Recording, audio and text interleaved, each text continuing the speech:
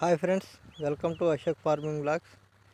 ఈరోజైతే మా మ్యాచ్ చేయని దగ్గరికి నీళ్ళు వేయడానికి అయితే వచ్చాము. ఇవన్నీ మోటార్ అయితే వేసాము, నీళ్ళు వస్తున్నాయి. ఈ కోసింది అంతా ఎగురు వస్తుంది. ఇప్పుడు యూరియా కూడా చల్లాము.